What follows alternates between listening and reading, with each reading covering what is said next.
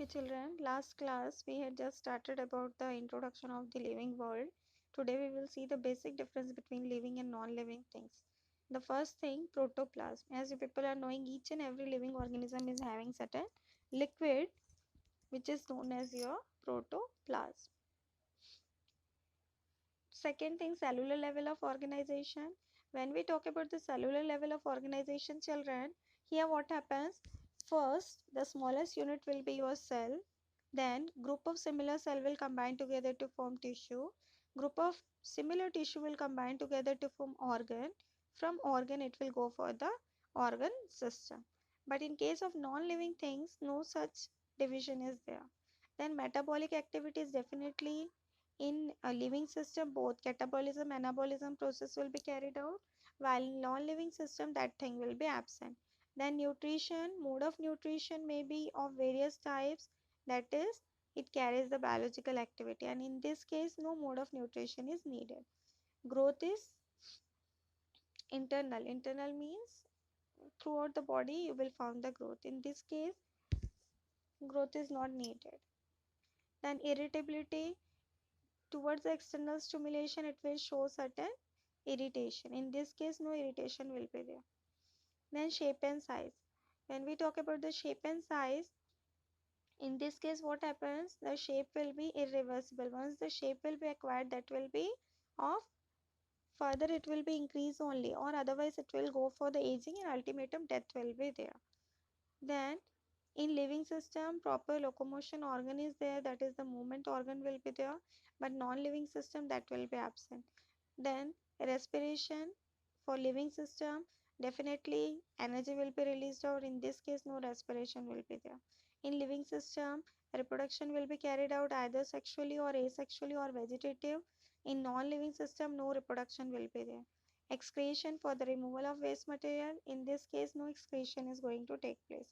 Then adaptation, as the new surrounding is there, we are adapting our body as per that. In this case no adaptation is there.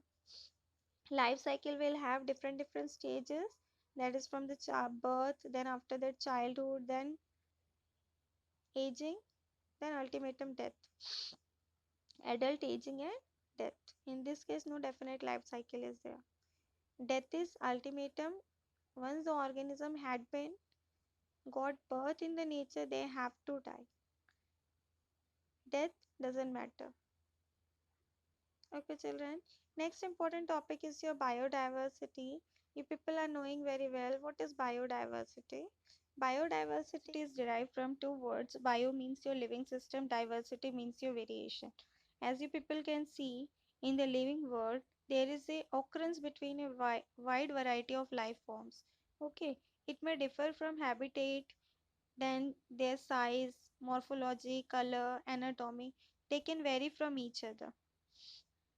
Then children, when we talk about the living world, as per the classification, living world is classified into two vast kingdom, that is plant and animal kingdom. But later, when different scientists had studied about different things, they came to know that the living world, other than that plant and animals, other kingdoms are also there that had been classified, such as your microbes, which plays a very important role in the living system, and a vast area is going to be covered by the microbes, because they are microscopic organism which is not visible through our naked eyes, so they had been kept in different category. Why there is a need of classification? Because we want to exhibit the variation in shape and size and external appearance, internal structure, physiological process. So the environment and form of reproduction had been taken place, and that is only the diversity in life. What all characteristics are similar, they are kept under one similar family. If they are different from each other, that will be kept separately. Then see children, classification of all the organism is necessary for their study. And in addition, what is the main motive of classification? It helps to understand the diversity in plants and animals. It also helps to establish the natural relation among organism. It also helps to identify the organism. Okay, and so many organic evolutions are going to take place. Then the important terminology. The first important word is your phylogeny. What is phylogeny, children? The study of evolution of any of the organism from its initiation to the present. That will be known as your phylogeny. Okay. From the Greek word phyle means tribe and race and gen to be born or to produce. In this case, what happens, children? Taxonomy, one word used to come. You people are knowing that when you got birth in the nature, your mother and father used to give you the name. That is when baptism ceremony is there. So, in the same manner, taxonomy is also a way to classify each and every living organism on the basis of their evolutionary as well as phylogenetic classification. What we will do, we will try to correlate that new organism with the ancient one, and what all similarities you will get from that ancient one, then we will include that one inside the particular family or particular group. How you will get the evidence? By the fossils. Fossils are the dead remains of various living or non-living organisms.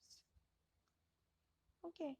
Then some other aspects: anatomy, embryology, phytochemistry, physiology, serology, and so on. These all are the parts of your phylogenetic study only. Okay.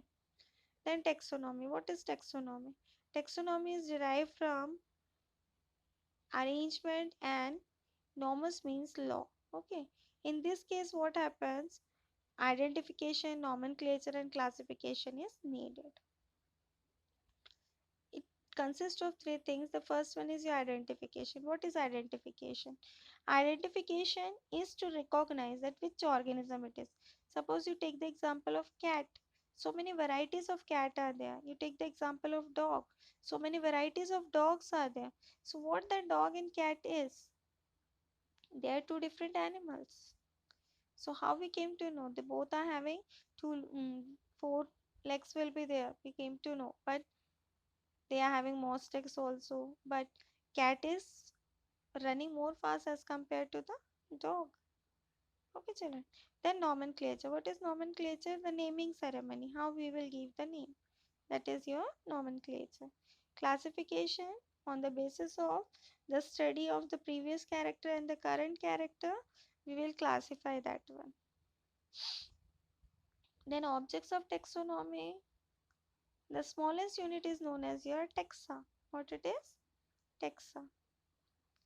Then next important topic is your systematic. What is systematic? For each and everything, children, we need one system. Without system, it will not work. The first one is your classical system. In this, what happens? What the ancient cultures had been followed, that we will follow at present also. Second one, cytotaxonomy on the basis of shape of cell and size. Suppose single cell is there, then unicellular. More than one cell is there, then multicellular.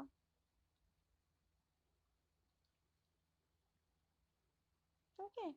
So, in that manner, what happens? They will be different from taxa. We will study about the nucleus of that cell. Then chemotaxonomy. This one is again referred to the biochemicals. Okay.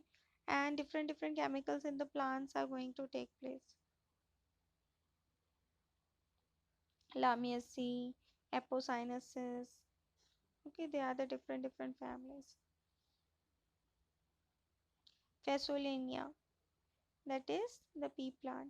Then numerical taxonomy on the basis of number. We are going to give that one. Okay, children. That is known as your numerical taxonomy. Why there is a need of system? First and foremost thing, it will help to recognize the new discovery. Second thing, it is also a branch where the applied biology is used. Next thing, it also provide information about the agriculture, medical, veterinary science.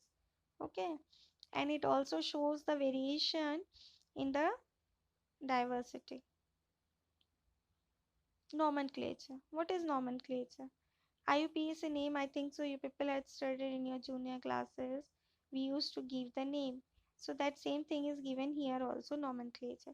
It's a part of science which will give you the definite and the proper naming of the organism. Suppose you take the example of Solanum tuberosum. Solanum tuberosum is the name of potato. So throughout the world we will know by the name of Solanum tuberosum. That is, throughout the world, one scientific name is used known as your Solanum tuberosum. We can't say potato in each and every country. Okay. Then identification. The characters which are alike from each other. So that will be your identification.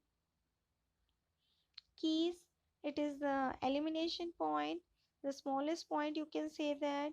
By that we can separate the other one. The next one, classification. Classification is having seven hierarchy. The biggest one is your kingdom, second one division, third one class, fourth one order, fifth one family, sixth one genus, and the smallest unit is your species, which plays very important role, and that is only the special characteristics of each and living organism which make us different from others. And the species can interbreed freely with the species of same family, and they will increase the generation one after the other. Mayer, he said that species is a population of interbreeding individuals, but this definition is not exactly correct because sometimes hybrids are obtained by interbreeding of two different species. But children, what happens if you are interbreeding with the same species? The organism will survive for longer time duration. But if you are not interbreeding with the same species, what will happen? They will not interbreed, they will interpret, and they will produce the new organism also, but the next generation is not possible.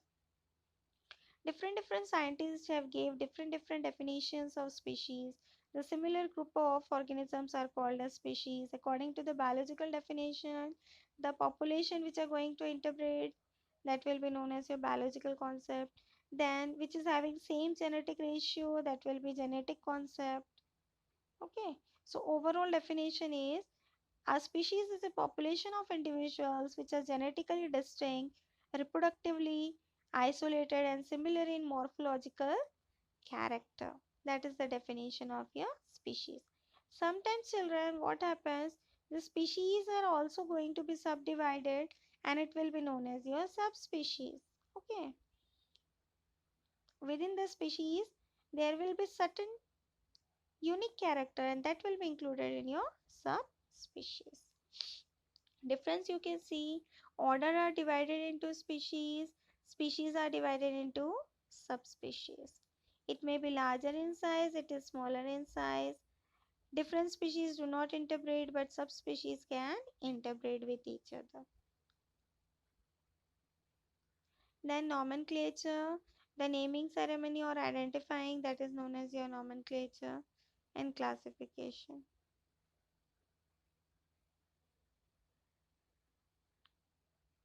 Okay children, next class we will continue about the taxonomy hierarchy. By that time, just go through. If any doubt will be there, just note it somewhere, later you can ask.